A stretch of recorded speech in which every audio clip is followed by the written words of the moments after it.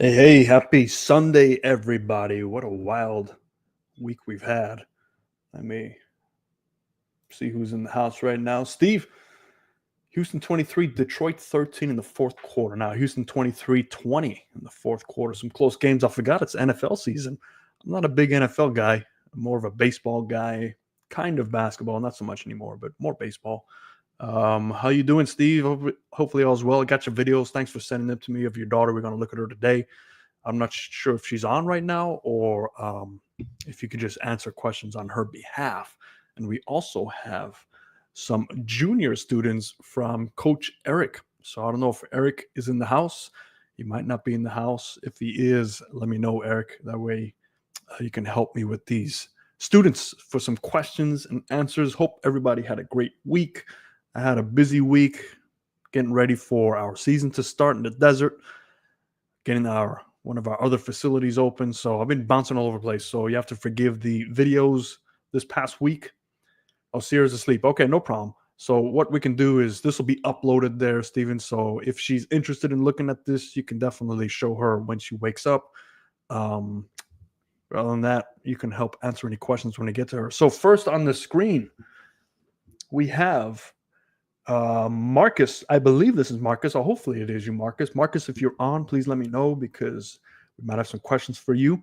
I'm not sure where Coach is, but we'll get all caught up. So Marcus just says, my name is Marcus and I play for Roosevelt. Coach Brown suggested I send a couple swings to you, get your opinion and a few tips. That's great. So I'm not sure how long you've been playing, Marcus, if you've taken lessons, if you're self-developed. Those are all questions we would like to know. But let's just take a look at this overall swing. And the swing overall looks pretty consistent, looks pretty evenly balanced. I'd say your setup might be a little bit crunched to start with, but you make do with what you have, which is a good thing. And this is all cause and effect. So keep things in mind when you are watching these swings or any swing. You don't necessarily want to jump to change much. You're just looking at understanding your cause and effect and what that club face path relationship is at impact. And is it something that is continuing down the same path relationship? In other words, if you, hey, I'm Marcus's friend and I am on FaceTime with him right now and I'm answering questions. I love it, man. I love this technology. We got like a third separation. We got somebody FaceTime. Thank you, Harrison. I appreciate it. Could you ask him? I think I have your video too, Harrison, right? Is that correct? So could you ask Marcus how long has he been playing? Does he take lessons? And also, when he misses the ball, does he tend to miss one side over the other? Or are his misses kind of all over the place? If you can find out from that, that would be really appreciative. But going back to what I said about changing your swing, you really shouldn't change much unless you know what your weaknesses are. And I say that because we are in a constant search to improve our swings. No matter how good you're swinging it, you always find some sort of reason to try and change it. And that's very unfortunate. I think we've been just in this constant search of perfection. And I've worked with students that are just absolutely striping the ball. And yes, there are things that we can work on, but I stay away from that. Like, man, just stripe the ball. Come back to me when you're missing it. And it's very unfortunate we have this constant need for perfection. So keep that in mind when you're changing stuff. But this swing looks pretty solid. Let's look at the face on while we get the answers from Marcus. Okay, about 3 years, and he does take lessons, and his misses are a little bit of a block to the right. Okay. Does he ever find himself double crossing where he goes left? So here's the face on. And again, what we're looking for in anybody's swing is footwork. We have to see how the foundation of the feet act during the swing. Do we see a lot of shifting around? Do we see a lot of, specifically after your swing and you're into your posture, are you able to hold your posture? Sometimes he rope hooks it or pulls it left. Okay, thank you. That's usually a path issue. That's more important. And that's kind of what I wanted to show you today. So thanks for asking those questions. But when you're looking at your own swing, always look at your feet. Look at how your feet are moving in the swing. Do you find yourself problematic in holding your balance? But let's take this from, now we got that information, we can kind of digest that and see what's going on here. So I want to start from, that's the wrong one. Here we go. I want to start from down the line because this will help you guys understand some cause and effect here. So we see the lower plane line and the upper plane line. You have a nice area to work with. So I love the way the arm hang is. Something that could be causing a little bit of an issue with your path and your club face relationship is this spine angle is a little bit too upright for an iron. And that's caused because the feet are a little bit too close to the golf ball. I'm not going to say you have to change anything. I'm just, remember, this is just education. It's just to help you understand how your swing is working. And I just hit that. You see that? That's when you know it's a long day. I just hit the erase. So we got to do this again. Good thing, though, we brought up Barney Purple. So lower plane line, upper plane line again. And now what we're going to do is look at the centeredness of your arches of your heels. Okay, so we see there's a lot of area behind the centeredness. Now, the good thing about that is it brings the centeredness of your swing closer to the golf ball, so you don't have to worry so much about getting a deep turn because you can still come from the inside. But let's take a look as you take that club back, and we see that the arms are going below that plane, which is actually pretty good. So you can see that the lower body is trying to turn immediately to create some room for your hands to go below that plane line. And that is just a direct result of standing a little bit too close. I've seen two things that occur. Usually with athletes, they feel this, and this is what you have developed on your own, or maybe through working with somebody, is to clear your hips right away so your hands can work on a path that's more inward. So that's a good thing. That's a good compensation. The second compensation I see is the hands work outward because the lower body doesn't turn enough to create that real estate for your hands to move along. So that's where the disconnection comes in for most of us. And we see the hands venture up over here somewhere, and then they have to reroute, and that's where we have the compensatory motion. So this is a pretty good compensation move right away. We see as you take that club back, now we get to the midway point, right? This is where the centeredness of your weighting is. So your hands have met that centeredness, and they're going to start to work their way up. You can see they almost immediately go straight up, which is fine. When we go to your tilt relationship, you can see that your turn tilt relationship, you have increased your tilt. So what we're looking at is this blue line. So now you take a look at that blue line and you see your new spine angle is kind of creeping towards the golf ball. So you might feel, because you've cleared the lower body away to get your hands going down, that you compensate that move with the upper body tilting forward to keep you in balance. So we have an initial motion moving. Let me see if I can make sense of this. We have an initial motion moving this way with your lower body. So to keep that centeredness, your upper body has to kind of counteract that and push the weight more towards the toes to kind of meet the middle. So again, a compensatory motion. Do we have to change it? Well, we'll see. You'll see based on your misses. Now, from this top position, you can see you get the club right behind that centeredness, which is great. So far looking good. Your arm fell to that upper plane line to a T. Really good. All we've done here is increased our tilt down. Now, the magic move, we'll see what happens to your spine angle. So as we come on down, we can see the hands do fall straight down pretty good. I don't see them crossing over. So when you see hands cross this way initially, that means that there's just too much turn initially, and now you're going to be very steep, path left. You're going to increase your spin rate, which is okay for the irons, I guess, but not for the driver. But you take a look, your arms just kind of fall straight down. So if you wanted to check at home when you're working with your coach or just on the range, take some videos out here and we draw that triangle, we can just basically see naturally where the arms want to pull down. It's from the center point of your shaft, cut the triangle in half. And that's basically where natural tendencies want to do. Now you can see it moves slightly this way, and that's because you're turning now. But as long as you get past your midway point, so here's your midway point. Hopefully I'm not jumping around too much here, but your midway point is where your triangle line crosses your spine angle, your initial spine angle. And that's your midway point. At that point, they need to start moving towards the golf ball because that's when the turn takes over. So hopefully that makes sense. You can see you do a great job.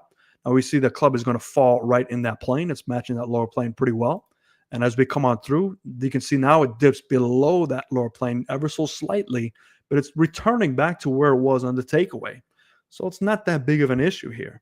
As you strike the golf ball, you can see that your hands do catch up slightly, and we'll look at your disconnection from the front to see if you're staying connected or not. You do stay in that new spine angle, so we don't really see you coming back to your original spine angle. You do make some pretty good clearances here, so your weight's definitely moving closer to that left heel, which provides you enough real estate. So let's clear up all these lines and let's just zoom in to show you that what I'm talking about here. So this is the real estate we're looking at, is this tiny little area here. Right? You see that daylight? That's basically how much daylight your arms have to work through without them crashing into your legs. Now, typically, better golfers, and I hate to say better golfer because I don't want to say you're not a good golfer, but golfers that you see on television, you will see that spacing a lot bigger. You'll probably see them here, even here. The really good long drive guys get their weight moving so far this way that they create so much room because they need to come more from the inside because they're getting shallower. And the shallower you can get, the more room you need for your arm path to start swinging right. Okay, look at all these lines. I'm sorry. So I hope that makes sense to you. But what I see is you have the adequate room, but there's just not quite enough to let your arms kind of go through. So you do see a little bit of this, coming from the inside slightly, and then your hands have to release slightly, which could give you some path issues. More importantly, some face issues. I don't see your path being that far off. Do you know your path numbers by any chance? Have you been hooked up to any sort of Datametric launch monitor? And if you haven't, I highly suggest you find somewhere. I don't know if you have some sort of like PGA Superstore near you or Roger Dunn. I don't know if you even have Roger Dunn's there. Sometimes he does. Oh, no, that's an old one. But can you ask him, Harrison, can you ask him if he has access to any Datametric numbers where you can see his path? And what you want to do is you want to go in for quite some time, and you want to hit the same club over and over again. Let's say you hit a 7-iron for 50 golf balls. You're going to get an average of your path. And then you need to look at your two deviations, your biggest discrepancies between your path numbers. And if you notice that there's a huge discrepancy every now and then, there's some compensation moves that you have to address. But if you notice that your path and club face relationship is about the same within 1 or 2 degrees, hey, you got a pretty consistent swing. Doesn't matter how it looks. So that's why slightly inside to outside a few degrees, yeah, that's fine. I mean, it's slightly inside to outside a few degrees. I'm sure your path, your club face relationship might be a little bit more off than your club path. So that's what I want you to look at next if you can have access to it.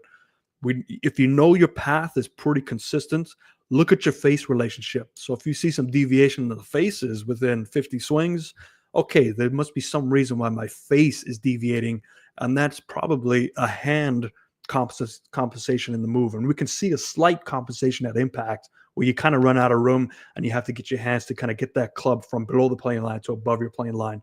So you might want to look at something like that. But you got a great swing so far. I mean, everything's looking peachy clean. From the face on, let's make this wider here. So from the face on, let's look at your setup. Let's see if we can figure this out.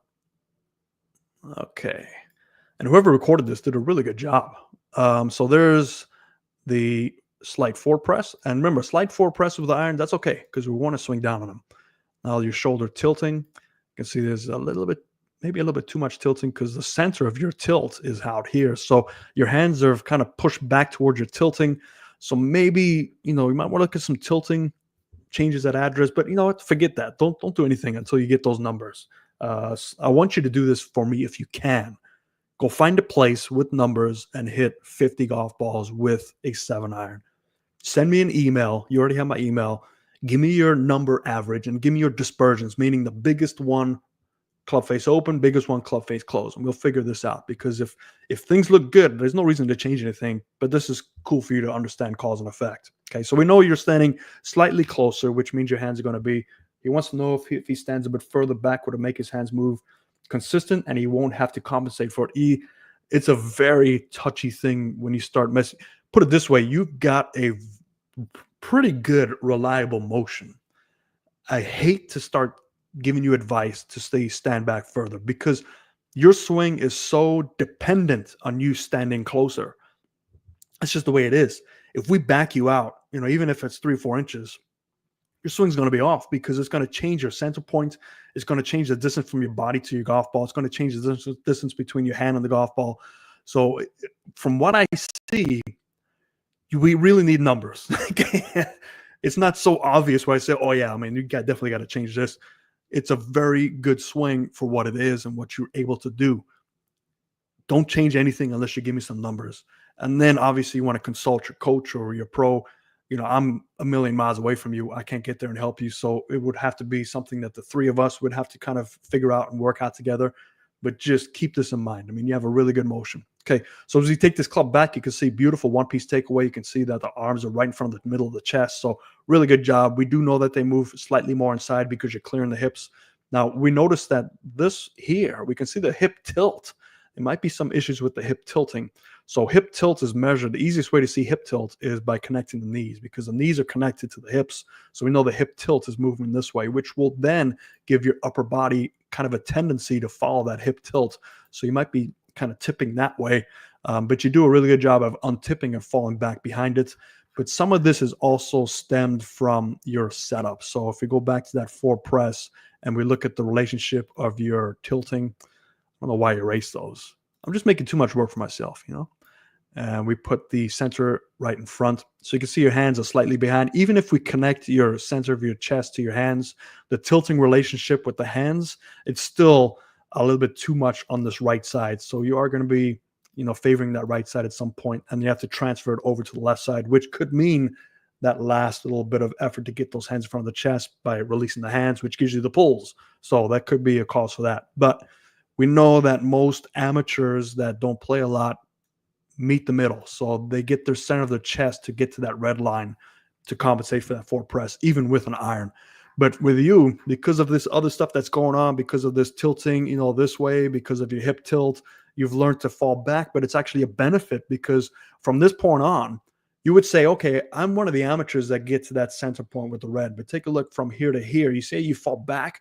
So you're actually compensating correctly. That's how you correctly compensate for that 4 press. So you are able to get into these positions. Think about this. If you're, you're so constricted at address and you're still able to resemble the motions that we want you to resemble with that 4 press compensation, just imagine if you're able to give yourself more room. But that doesn't mean you got to give yourself more room right away, because things might fall apart. You might hit it worse.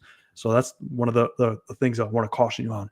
But if you take a look at your angle retention, it's really good at this point too. So if we see where your left arm is trying to hold on to that angle, in relation to the golf ball, it's not quite tour, but they're over here. Right? But remember how you set up where your hands were slightly right biased on that right shoulder because of your tilt? They're still connected a little bit more to the right shoulder at this point. And we can tell that because if we delete this line and if we draw your shoulder tilt where it is now, and try and connect your hands to that center point, you can still see it's more towards the right bias, to the right shoulder. Your hands at this point should be about here to try and catch it to the center. So that could, again, be when you set up, according to your tilting, your hands are on the right side, to bring them back to that center. So a lot of this does come from your setup. A lot of everybody's swing comes from setup. And if you're not able to compensate correctly, fortunately enough, you look like you're gifted enough to compensate correctly and you figured it out. So this is a touchy one. I wouldn't recommend to just jump in and start changing stuff. So I hope that helps you. If you're confused at any time, just, ask him to relay that via this group chat, via FaceTime, and we'll figure it out. But do me a favor, between now and the next week or so, go get to a launch monitor and send me those numbers, face angle and path. 50 swings, take your biggest dispersion. We'll figure it out from there. Okay. Hope that helps you. Great swing, by the way. Keep it up. Listen to Coach Brown. He's a good guy, and he knows his stuff. Next up, let's go straight to, since we got him on the place, Harrison. Harrison, let's find you. All right. Now, how come this video is not so good quality? We'll work it out. All right, Harrison, another high school student. So I'm really happy to see high school students being involved in golf. I mean, it's such a great sport, not only for team, but individual. I mean, very few individual sports can teach you the game of life. That's what golf stands for. Game of life first. That's what I named my company after, because I believe it. So Harrison, you're up now. Tell me how many years you've been playing golf. Do you take lessons? Are you self-taught?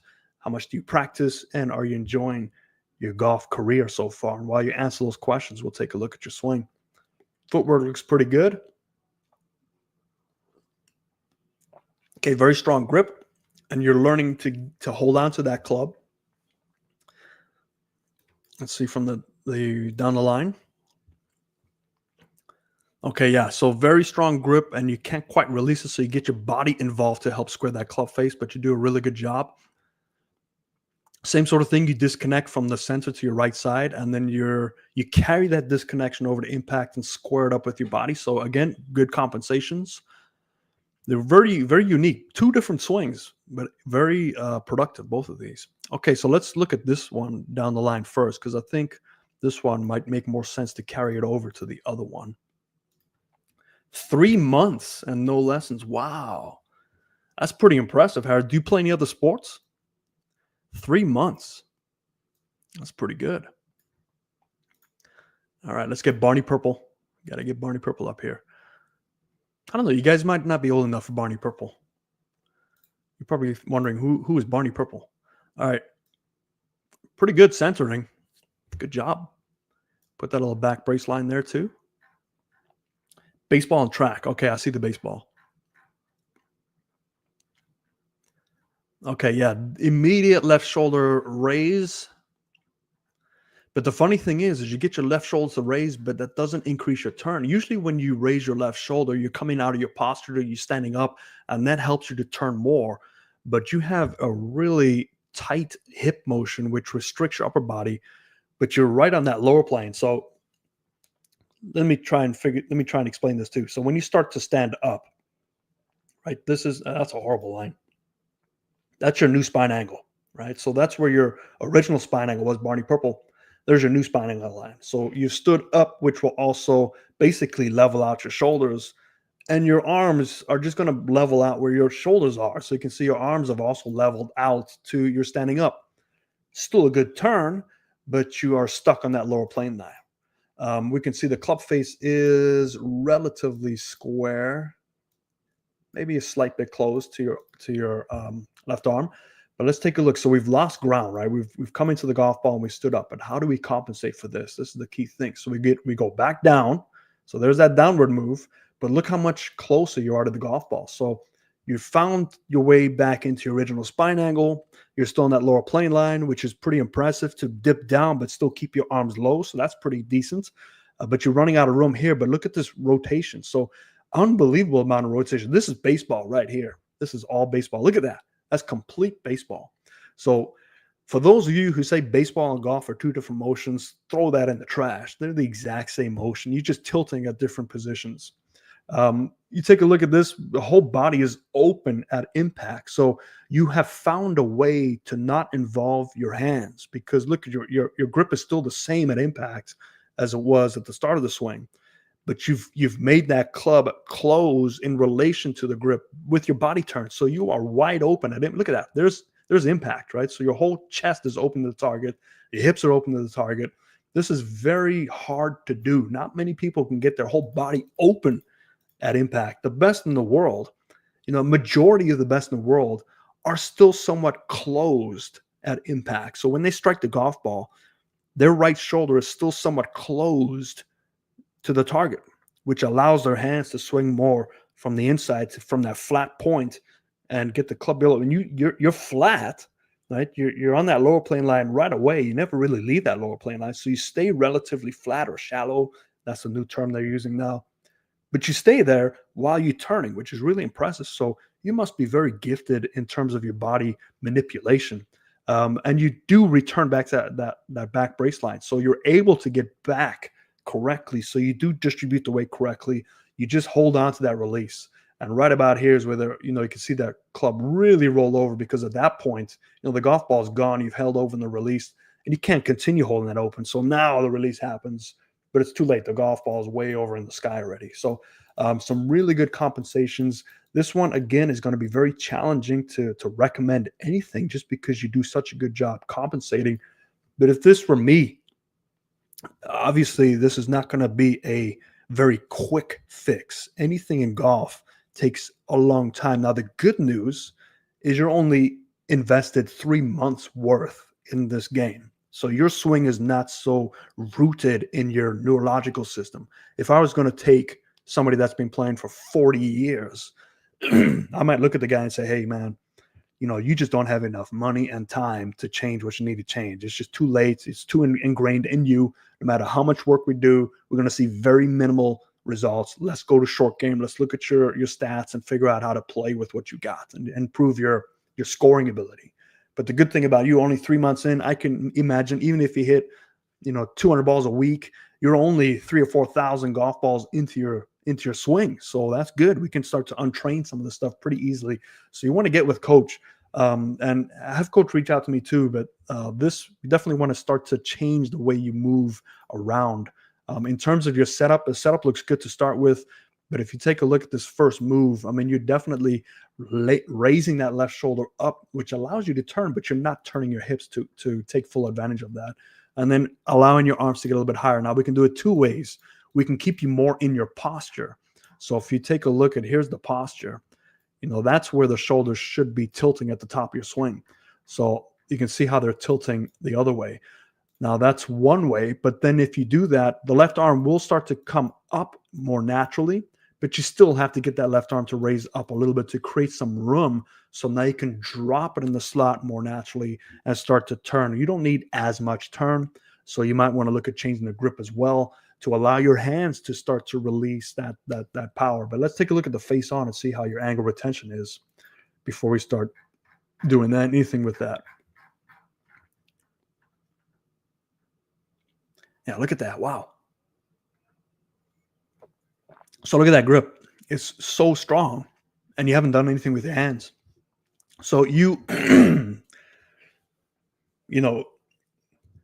if I could have everybody start the game, I would always promote stronger grips, because what it does is it promotes your body to be more involved. That's all it does. If you have a weaker grip, your body doesn't necessarily get involved as much, because the swing becomes controlled by the hands. Because if it's weaker, I'm more likely to open the club face on the way back. And then when I open the club face, I have to now close the club face on the way through. So I'll become more of this type of player, which, if I move my hands like this, the club is already back here. There's no need for me to turn. So you see people with really weak grips have less turn. People with strong grips have more turn. You definitely have more turn. Look at this impact. Look at your tilting. So your tilting's way down. Your whole body's opening up to the target. You can see that the hands, though, are way behind that right point. So if we draw some lines here that show you where your right shoulders are. So there's your right shoulder, and then there's your left shoulder in relation to where they're pointing, right? Because that's the tilting. You can see how far behind your right arm is at impact. So at some point, you would like them to be a little bit more caught up to the body, because then it becomes more of a body blow. You're delivering the power through your hands, but by way of the body. Right now, it looks like your body's getting so far out the way because it has to help square the club face, because you have nothing to square it up. You can't release the club face, or else the club face will be so close, you start rope hooking it. So you've learned to get your body out of the way and then just kind of slap the golf ball. So you have a lot more potential power in your golf swing that you're not utilizing because you're disconnected the other way. We see usually disconnections the other way. So we usually see at impact, let me back it up here, amateurs, or when they first start out, we see very little rotation here, and we see the hands have already thrown and they've already passed their shoulders. You do it the other way. You're so disconnected behind you, but you turn, and now comes a slap. So it's not quite there. I'm sure you still hit the ball relatively good, but you're missing so much. And you can see from this point here, they're behind the right shoulder. Then they catch up to the center. They only catch up to the center here. So you need to be more like this, just past impact. And then they cross over. Look how much they cross over to the left shoulder relatively quick. So you can see the range of your arms are going in this range in a tiny amount of time when they should be tighter. So if you can get your range of motion to be from shoulder to shoulder, now you're storing so much more power in your golf swing, and you're delivering it with your body rotation and your weight distribution and pushing down and back up. So it becomes more of a leg driven golf swing instead of just kind of a turny, flippy type of motion. I hope that makes sense for you too. I know I might be losing some of you out there when you look at this stuff. But all in all, I mean, you've got a relatively good swing for only 3 months, but definitely get with coach. You might want to look at that, weaken that grip, stay in your posture a little bit better with your shoulders, stay a little bit more connected. Maybe you have to rotate your hips to help you stay more connected, to keep your hands more out in front so they don't have to cross your right side because you lack that hip turn. And then you won't have to get so slappy and rotatey through impact. You can just be more connected and try and hit the ball more one piece. You're very flexible. We got to use that to your advantage. So hope you guys, hope that helped both of you. Let me know if you need further information or any assistance. I'm always here for you guys. I might be busy sometimes, but just drop me an email and I'll get back to you. So hope that helps you. Next up is Sierra. Excuse me. Sierra is Vic's daughter, Stephen Vic. Thanks for sending me her video. So my daughter Sierra was a good high school golfer and still hits a fade a long way. Perfect. So Stephen, can you let me know, does she play golf a lot now, or has she kind of just stopped playing golf? What is she looking to get out of this, to try and help with that fade, or just understand why the fade is there, just for curiosity? If you can let me know, I'd appreciate that. In the meantime, we'll just take a look at the swing. It's a very good swing. Very classic,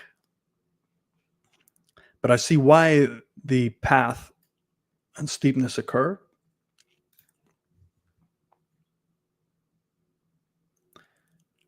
Really good swing. Very simple swing. Not a lot of moving parts, which is great.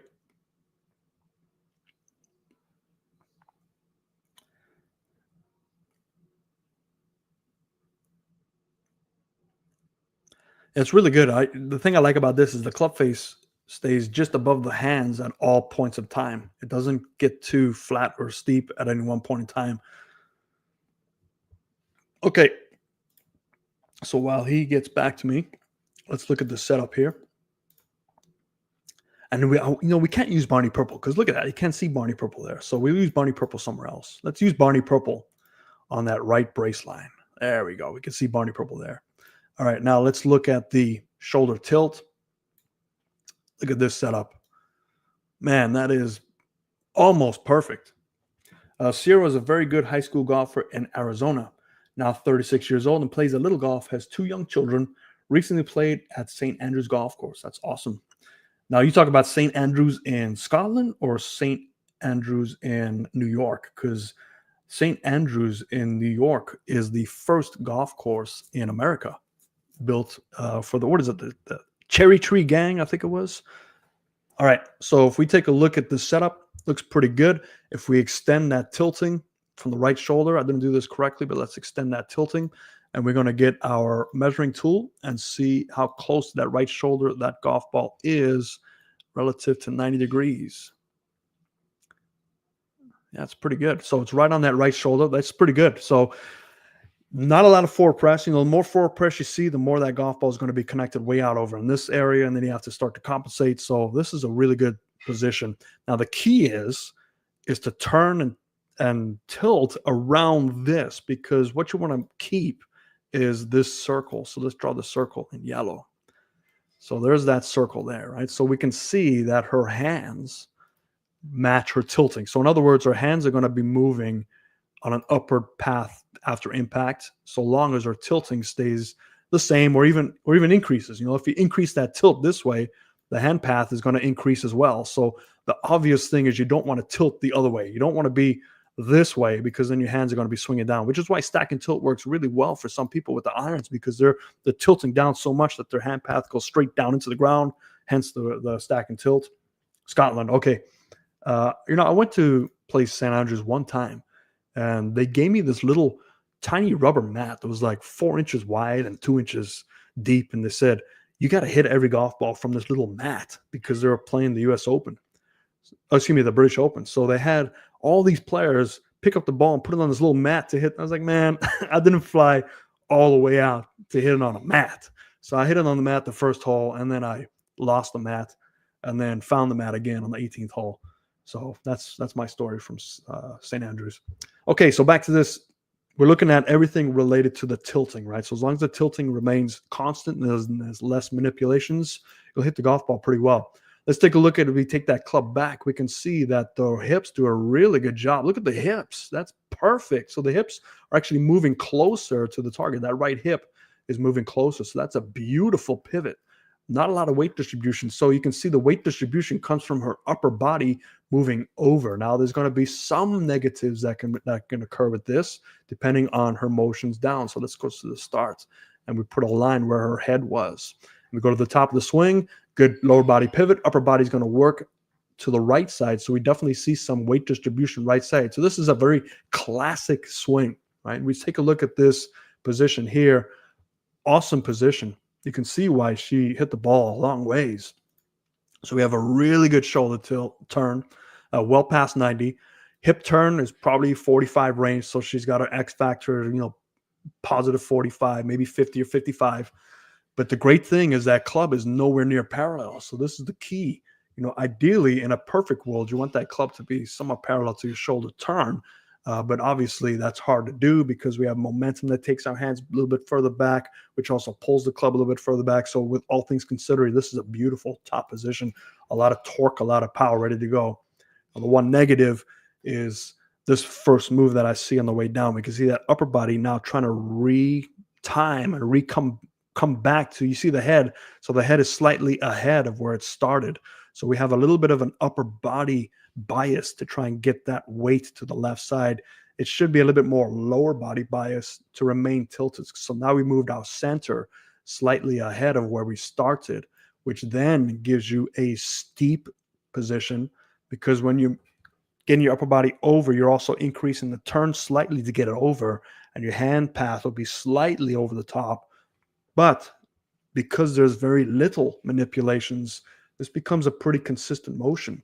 And you can see a reflection of that. You see those hands at the very last second, they have to kind of reconnect to that center of the chest. And then we continue the turn with the shoulders. So this is just a sign that there is a slight disconnection on the transfer, as opposed to just staying slightly back and unwinding from the lower body and staying in that tilt, maybe increasing the tilt backwards so you can get a little bit of a launch angle come from the inside.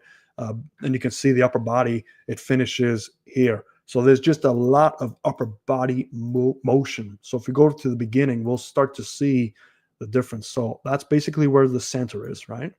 And then we get to the top of the swing. We can see that the upper body's tilted back. And then when we get to the follow through, we can see that the upper body is going to be tilted forward right there.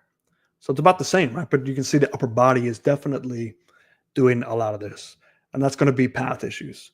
More specifically, when it's going from right side to left side and you're getting upper body dominant and you're leaning over, it's going to steepen your path all the time. And that's where that steepness comes in.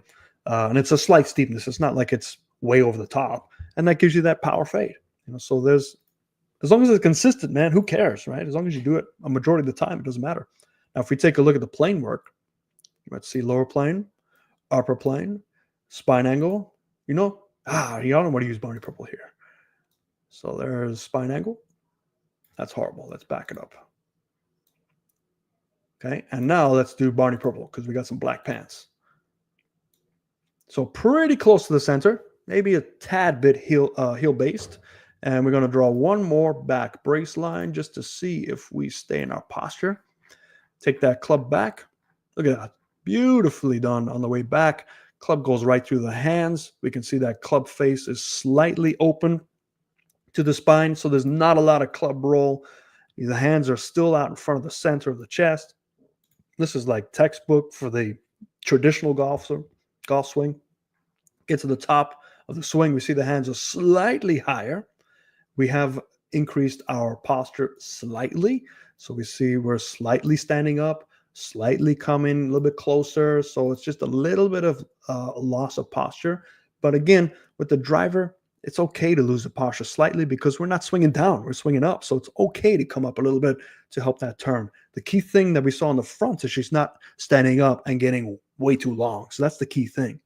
We see that the grip is behind the center point. So right now, if she were to just stay back and drive with the lower body and hang back slightly, the club would fall more down. But we can see from the top of the swing, notice where the club is moving. It's moving directly right. So let's clear up these lines here. So top of the swing, let's draw a triangle. And at the worst, let's see what happens here.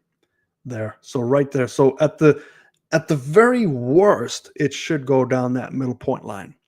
at the very best, let's say she were to drive her hips directly at the target and hang back, her path of her hands would drop pretty quickly down first, and then she would enact that turn. And now the turn would get the hands moving closer to the golf ball. But from the top of the swing, because she gets upper body dominant and starts leaning left, it's going to change her path to be slightly outside. And we see that motion there already. It's moving to the right, and it's going to stay to the right, and it's a little bit too high. And now she's getting a little bit crunched up over here. So then her hands will have to get uncrunched, throw it down to impact. And you see the path is going to be slightly left because you see how low that club came out. It's definitely path left most of the time. We did lose some posture. You can see that the new posture, again, horrible line. See the new posture is, oh man, what's up with this computer? We see new posture is there. So we did do a little bit of the shaft humping, but she definitely clears the right side eventually, gets over to the left side, and then the hands catch up to the motion. All in all, it's still a really good swing. And I imagine that it is pretty solid. I don't see a lot of misses here. Maybe the occasional pull, just because path less will lead to the occasional pull. It's really reliant on hands. So I would imagine that if she plays a lot and practices a lot, man, she must be phenomenal ball striker, because it's just enough where it doesn't require so much hand manipulation that your timing needs to be that of a god, but it definitely requires some timing. And some timing is maybe, a bucket every 3 or 4 days and maybe around a week, and she can still play pretty well. But if obviously being a mother of 2, golf is probably very low on the list. But when she goes out, she probably struggles some days, not as good as she used to be. But then other days when her timing's pretty good, she probably hits it pretty well. Overall, really good swing. Sierra beats me soundly in the golf course. I can imagine, Stephen. It is a pretty solid swing. Now, if she wanted to change anything, obviously time, being a mother is not going to afford her any time. But I would just get her to get the feeling. Don't worry about the backswing. Don't worry about the setup. It's all looking great. Just from the top of the swing, just try and stay back slightly. Because if we go to the top here, even if it's just a slight staying back, so top of the swing here, if she can just start her hips to just push the weighting from the feet to the back left heel a little bit sooner and get more of a slight slide this way. And this will allow her upper body just to stand back just a little bit, because that first move, you can see the upper body's going already. If we can change that sequencing and get her lower body to just push, and then her upper body can hang back slightly at impact, she will be a little bit more tilted, and that'll allow her to drop in the slot a little bit better. And then she'll actually start the ball slightly right, but curve back left. So we'll change the path a little bit. Mom and dad are both right-handed. Both toddlers are left-handed. Oh, that's pretty cool. So when they go and play, they can hit right next to her. And that's awesome that the dad plays too. And the kids, man, there should be forget it. She's got all the time in the world in that case. You got to go to the range as a family and go hit some golf balls. So I hope that helps everybody. That's all we got for submissions this week. A great week, though. I love the high school golfers, and I love helping your daughter out. So hopefully that helps everybody that's watching. Loving your comments and feedback. It is too late to submit a swing. Are you able to email it like right away? I can see if I can pop it up. It might take a little bit of, I'm still kind of a boomer with this stuff. I mean, Steven and I, we could barely figure out how to send videos to each other. So if you have it and you can send it right away, I can load it up real quick. But if it's going to take a couple minutes, I probably have to get going. But I'm always on every Sunday. And if you can't do it now, we can definitely submit it for next Sunday if you have a face on it down the line. But I appreciate your support, and I appreciate it that you're learning something about this. Now, keep this in mind. What I teach, my swing philosophy, I'm not saying it's the only way. The whole reason I opened this channel is to help. Email is info, INFO, at lion, like the animal, LION, golf, GOLF, academy.com. Info at liongolfacademy.com. And I'll keep it open to see if you sent it. The only reason I opened this channel is to help with education, right? So you definitely want to always work with somebody.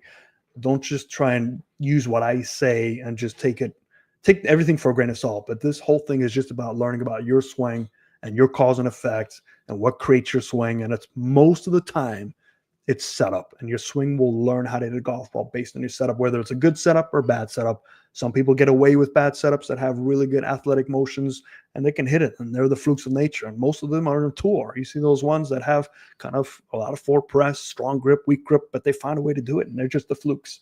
So you don't really want to copy the flukes. You want to just understand your swing and your cause and effect.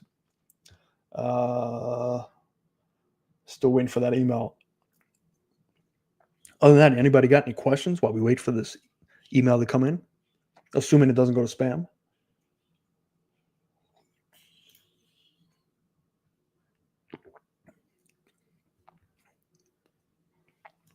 What a wild week, wasn't it? The voting. Anybody watching PGA Tour? I'm not watching them. I haven't watched them in years. Too busy.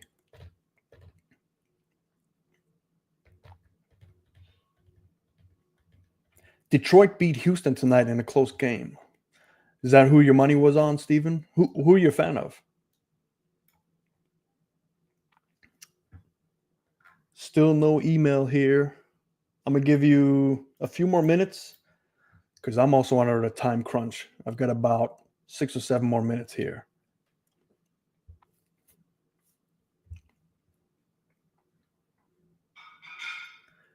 Steven, did your daughter play in a lot of tournaments as a kid? And if so, when did she start playing in tournaments? All right, let me check. Okay, we got something here.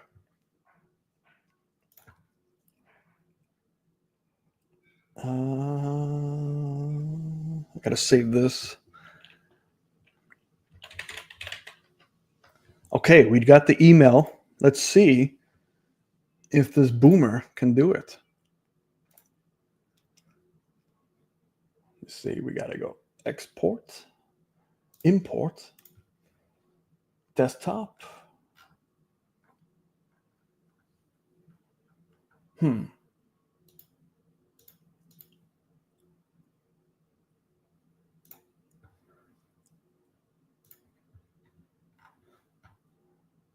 Where'd it go?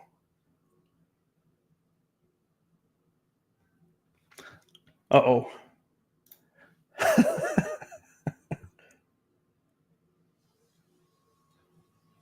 It's not looking good. I got your email. I'm just trying to figure out how to put it on this thing.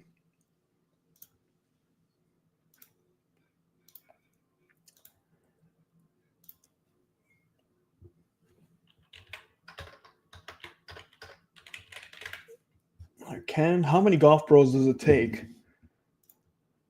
to find this video and upload it? All right. Import recording.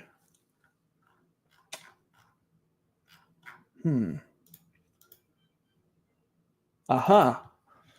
Is this you? Let's see. Did I do it right? Is this you? Hopefully that's you. She started golfing at age 4, played in junior golf at age 6. Her high school team was second at the state tournament. Wow, that's pretty impressive. Did she ever go college? She should have went college with that swing. All right, D-Money. Hopefully this is you. If not, it's some random guy we're just doing it on. I think this is you. So if not you, we just got to look at this guy and figure this out. So let's take a look. Yeah, that's it. Okay, perfect. We got you, D-Money. Okay, I don't know if it's choppy because this is. Let's see what we can do here. How many frames does this thing have?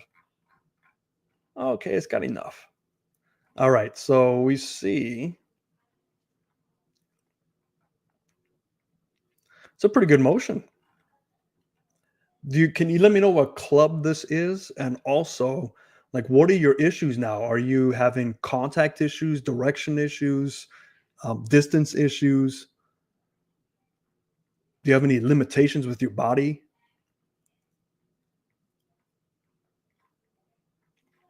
And what club is that? It looks like a high lofted club. It's like a sand wedge or something. While he answers that, let's draw some lines. Lower plane, upper plane. Let's see our Barney purple. We got to get Barney purple in there. And our arches of the heels up. So yeah, definitely a lot of weight back over here. Gap wedge. Okay. And if you could just let me know if you have typical contact issues, direction, distance issues.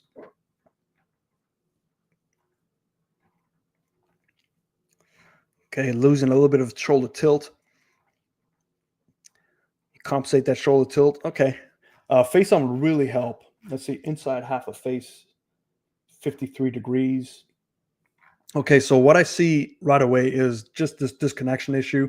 At the midway point, you see your shoulders definitely leveling out, which could be a sign of weight distribution, or maybe even not being able to stay in that posture, being so tight to the golf ball with the weighting back on your heels. Short backswing, loss of posture at the top. Yeah. So put it this way. I mean, there's the more you bend over at the start of your swing, right? So this yellow Barney purple line, the more you bend over, the more pressure it's going to be on your shoulders to maintain that tilt axis. So at the top of this swing, if you're truly staying in your posture, your shoulders need to be in this position at the top. Now, that is a very hard position to be in, specifically when you have a lot of your weight stuck over here. You're going to be fighting some weight distribution on your feet as well as some room. So as you take that club back, your left shoulder doesn't get down enough, right? So, but your hands are on the plane. So there's kind of disconnection between your left shoulder and your hands. So as your left shoulder raises, your hands essentially have to lower to stay on that lower plane line at this point. So we're already seeing a big loss of tilt. Now, at the top of your swing, when you lose that tilt, it's a lot easier to come out of your posture. So we see your head kind of coming up, and then we also see the new tilt is here. So we've stood up, and now our shoulders are perpendicular to that new tilt. So you did a good job in keeping them perpendicular, but you kept them perpendicular to the whole body coming up. And now all of a sudden you got some issues because you've disconnected your hands to get that secondary plane line based on that tilting issue. But now you have to re-tilt and move down into the golf ball. So it's very hard for you to come from the inside correctly, but you do so by pushing your weight to the left side and tilting more under. So I think a face on would really help to see this motion, because that's what I assume is happening. But at impact, you can see your weighting then definitely pulls back and out of your posture again. So now your head's moving back. You've got a new posture back here. So there's definitely some weight issues moving back and forth. Left shoulder hits my chin and moves my head. Yeah, so I don't think your head's being moved by the left shoulder hitting it. Your head's moving because the whole body's moving as well. It's very hard to keep your head centered when your whole body's trying to come up out of its posture, unless you got like a rubber neck. So get closer to the ball and get taller. Not necessarily closer to the ball. You just want you got to be careful, because if we start issuing you things to work on, it could be lost in translation. So let me just see if I can help you out here. So ideally, let's say you wanted to keep this spine angle forward. You're looking for these arches of the heels to be more underneath that center point. So you can see how much you need to move your feet back.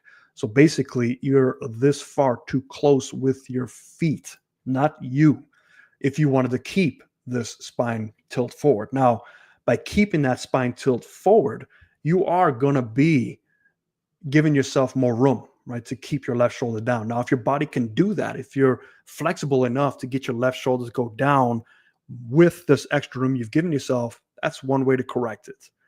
But you have to look at your body. Is your body capable of staying in that posture, even with that extra room that you provide yourself? It's very hard when you have this much shoulder tilt forward, that bend forward. So second thing you can do is change both of them. So you can move your feet not that much further back. So let's say you move your feet maybe half of that back, right? So you move your feet, let's call it one golf ball worth back. Then you can stand a little bit taller. So we can get our spine angle to be more up over here, right? But that's going to mess with the length of your club. So I don't know if you require yourself to have more knee bend to get your arms down to that club. I don't know if you need to get fitted for clubs, but you definitely want to make sure that you're not raising up, because that's going to affect your path here, and you're going to start towing the golf ball. So it's very, very touchy when you start working with stuff like this. But in all things considered, just look at this line, draw your spine angle line, look at where your feet are in relation to this hip joint connection based on your lower plane line. That's where the center of the arches should connect. You can play around with how much tilt you have. The goal for you is to not lose your tilt here, right? So at some point, your left shoulder needs to feel like it's staying more down. That'll give you a wider swing. It'll keep your arms and hands more out in front of your chest. But then you have to eliminate this little motion at the top too, with your arms kind of pulling back. So if you can give me another face-on view, it'll really help me see, do you get disconnected? Are you getting disconnected because the ball position is not correctly matching your tilting? Because ball position is a huge thing. And it could be you're changing your posture because of the ball position. We don't really know from this point of view. I mean, I can eyeball it and say, yeah, it looks like it's in the center, but it's based on where the tilting is relative to the center, not necessarily the head or the center view. So that's a hard thing to justify. But just from this point of view, I can see you coming out of your posture. The reasons for that is 5'10", standard length at the moment. Just remember the lengths aren't really affected by your height. It's affected by, the length of your legs, the length of your arms. You can be a 6'5" guy but have arms like a T-Rex and you need super long clubs. You can be a 5-foot guy and have arms like a gorilla and he needs super short clubs. So it really depends on your arm length ratio from the knuckles down. So hey, Michael, love what you do. How often do you do this? I'll for sure send my swing. Yeah, no problem, Michael. I do this every week. On Sundays, we go 8 o'clock. We might change it going in the winter just because it gets so dark early. I don't want it to be too late for everybody out there. So, but right now it's at 8 o'clock on Sundays. You can submit your swing to me at info@liongolfacademy.com. Face on down the line. I just help you with the cause and effect. We go over some things that I think can maybe help you. But if you do send that information, and D-Money, I want you to send a face on for me next week, because and when you're doing this, when you do your submissions, let me know any injuries you have, any range of motion issues you have, how long you've been playing, how much do you practice, are you self-taught, have you had lessons, what your misses are. The more information I have, the better I can assist you, because I need to know your body mechanics and your history. Your history is the biggest thing. If you're brand new to golf, okay, we can work with you much quicker. But if you've been around the game for 40 years, it's going to be very, very hard. But this is just an educational channel. I try to steer you to work with a coach that's near you, but I'm always here for your help. But hopefully, D-Money, that makes sense to you. I'm sorry, it's a short notice. You just sent this to me now. Should have the face on view now. I messed up the email. No worries. But we can get it next week. So D-Money, send me your stuff for next Sunday. Michael, send me your stuff for next Sunday. And anybody else watching this or watch my videos, it's always in the information down there. But I appreciate you guys' support. I do this for you guys. I love doing it. It's my way to give back to the golf community that supported me for many years. So hope that helps you. I will see you guys next week. More videos coming out this week on cause and effect.